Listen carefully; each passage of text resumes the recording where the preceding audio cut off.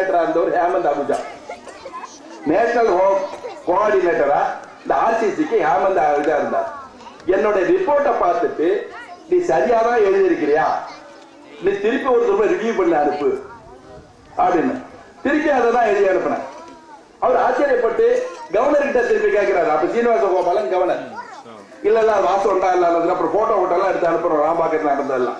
அவர் ஆச்சரியம் பண்ணி ஒரு ஆர்சிசி இப்படி நடக்குதா, என்ன இது பெரிய ஆச்சரியமா இருக்குது அப்படின்னு சொல்லி அந்த அளவுக்கு ஆச்சரியப்படுகிற அளவுல தேசிய அளவுல ஆச்சரியப்பட்டு இதுல தேசிய அளவுல ஆச்சரியப்படுகிற அளவுல ராம்பாக்கத்தினுடைய செயல்பாடுகள் அமைந்திருக்கு. இதுக்கு என்ன காரணம்னா நம்மளால நேரத்தை ஒதுக்கணும். நீங்க பணம் முக்கியம் இல்ல, பல திடச்சந்தனம் வேணும், அடுத்து நேரத்தை ஒதுக்கிட வேண்டும், அடுத்த சர்வீஸ் மைண்ட் வேணும். அதாவது மற்றவர்களுக்கு உதவி செய்ய வேண்டும் என்ற எண்ணம் முதல்ல வேணும்.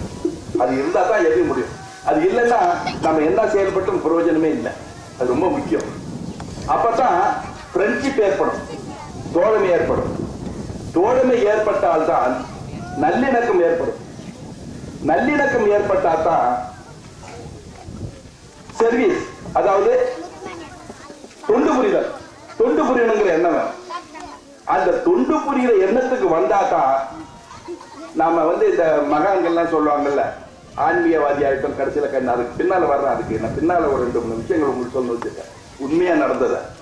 அப்பதான் அதனுடைய உண்மைகள் எல்லாம் புரியும் உங்களுக்கு.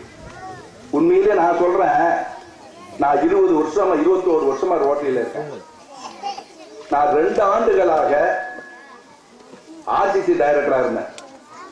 இப்ப ராமகிருஷ்ணன் அவர்கள் சொன்னது போல ஒரு ஆண்டுக்கு ஒரு பதவி ஒருத்தர் தான் இருக்க முடியும்.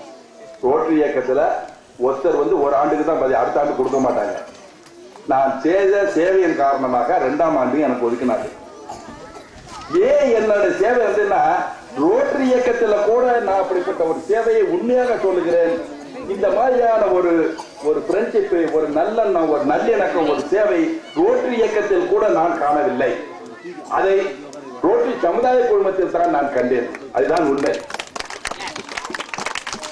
ரோட்டரி சமுதாய குழுமத்தில் ஒவ்வொரு குழுமத்திலும் ஒவ்வொருத்தருடைய பேரை என்னால் நிறைவுபடுத்தி சொல்ல முடியும். இன்றைக்கும் ராம்பாக்கத்தை பற்றி நான் சொல்றேன்னு சொன்னா 1999, 2000, 2001 நடந்தது சொல்றேன்னு சொன்னாக்கா, அன்றைக்கு நான் அவர்களோடு ஒற்றுமையாக, அவர்கள் ஊர்க்காரராக, அவர்கள் சொந்தக்காரராக, அவருடைய நண்பராக நான் செயல்பட்டதன் காரணமாகத்தான் அத்தனையும் என்னுடைய நினைவிலை வைத்துக் கொண்டிருக்கு நான் சொல்லுகிறேன்.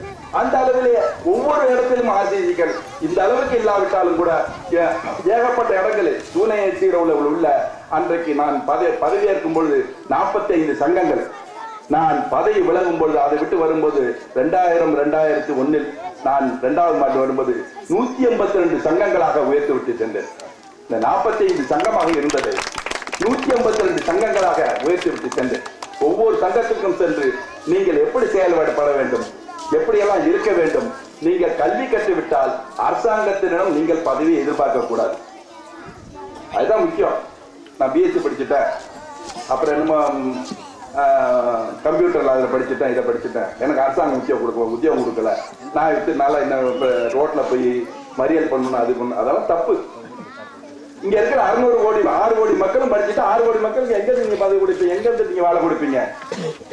கல்வி என்பது உங்களுடைய தரத்தை உயர்த்திக் கொள்ளத்தான், உங்களுடைய வாழ்க்கையை முறைப்படுத்திக் கொள்வதற்கு தான், உங்களுடைய வாழ்க்கையை முறைப்படுத்திக் கொள்வதற்கு தான் ஆர்சிசி இருக்கிறது. நீங்கள் என்ன செய்ய வேண்டும்? சுயதொழில் செய்ய வேண்டும். அந்த சுயதொழிலை எப்படி செய்வது? நான் இந்த ஒரு புத்தகம் கொண்டாந்துருக்கேன், ஒண்ணே அதை கொடுத்துட்டு போறேன். நீங்க ஜெராக்ஸ் எடுத்து மற்றவங்கள்ட்ட எல்லாம் கொடுத்துங்க. அதுல அரசாங்கம் கோடிக்கணக்கான ரூபாய்களை உங்களுக்கு தருகிறது. 1 கோடி ரூபாய் கொடுத்தா 50 லட்சம் ரூபாய் மானியமா கொடுக்குது. 50% மானியம் அந்த அளவுக்கு எல்லாம் கொடுக்குறாங்க. வெறும்